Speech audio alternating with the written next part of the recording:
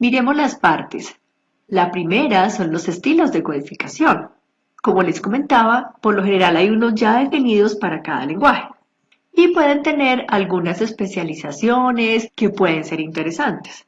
Por ejemplo, en Java se tiene el estilo de codificación Java de Sun, pero también el estilo de codificación Java de Google. Entonces ya el equipo decide cuál le gusta más. Por ejemplo, en el estilo de codificación de Java dado por Sun, tenemos que nos recomienda dividir las líneas muy largas. Si tienes una línea de código, por ejemplo, de esta manera, la recomendación de estos lineamientos sería que la dividas para que sea más fácil de leer en una pantalla. Otro ejemplo, nos dice usa líneas en blanco para separar secciones lógicas, es decir, dentro de un método yo puedo tener, por ejemplo, las definiciones, luego un espacio y luego un switch o un if, etcétera, y ese espacio en blanco me define diferentes partes lógicas del método. La segunda parte, estilos para nombres, también existen unos ya muy conocidos, bastante utilizados. Por ejemplo, el camel case, donde si hay varias palabras, van pegaditas, pero la segunda o tercera o cualquiera siguiente empieza con mayúscula. También existe el Pascal case o upper camel case, que es igual al anterior, pero la primera letra también empieza en mayúscula. Existe, por ejemplo, el snake case, donde las palabras van separadas por un guión bajo. O el kebab case, donde las palabras van separadas por un guión medio. Por ejemplo, Java utiliza varios de estos estilos. Para los paquetes recomienda todo en minúscula. Para las clases e interfaces recomienda el Pascal case, es decir, empezar la primera con mayúscula. También recomienda usar sustantivos y evitar abreviaturas. Para los métodos se usa el camel case, recomienda usar verbos. Y para las variables y atributos también se usa el camel case y recomienda evitar el guión bajo y el símbolo de pesos. Solo en el caso de las constantes se usa el snake case, pero en este caso todas las letras van en mayúscula, es la forma de resaltar que es una constante. Pero miren que estos son convenciones. El equipo decide si las sigue o si propone algún cambio.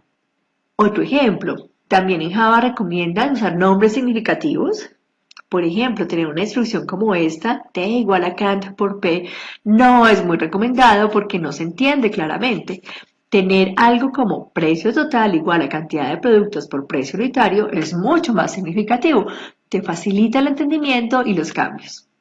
También recomienda no usar notación húngara. En esta notación se recomendaba colocar una letra al comienzo que indicara el tipo de dato, por ejemplo F para float, pero como en Java es fuertemente tipado, esto no es necesario.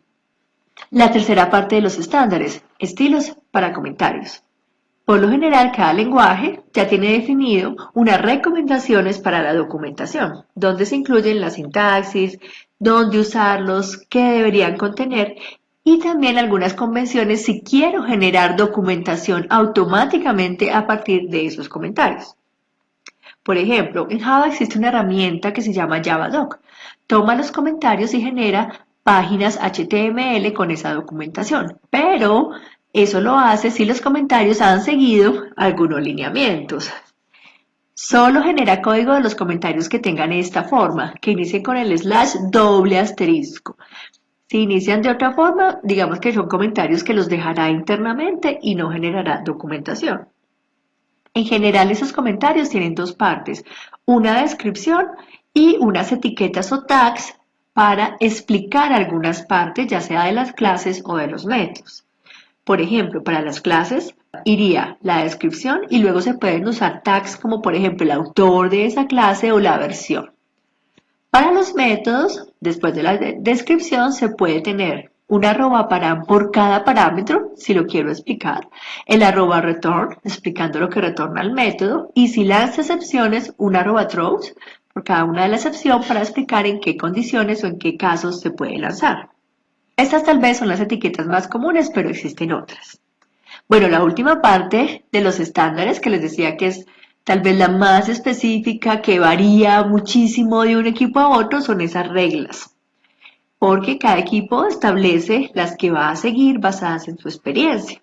Y por supuesto pueden complementar o modificar lo anterior, los estilos y las convenciones que han decidido seguir. Por ejemplo, un equipo puede decir, vea, solo aceptamos nombres de variables de un carácter para los contadores de los ciclos, en los for, por ejemplo. En otros casos no se acepta. Todos los if, else, while, for y do while tendrán llaves, sin importar si solo tienen una instrucción. Todas las excepciones deben quedar registradas en un log. Insisto, eso es particular de cada equipo. Ellos definen por qué son importantes y por qué los van a seguir. Además, se pueden integrar en los analizadores estáticos de código para facilitar así su cumplimiento. Con eso ya tenemos una mirada de lo que son estándares de codificación. Te dejo estas preguntas para que repases un poco el tema.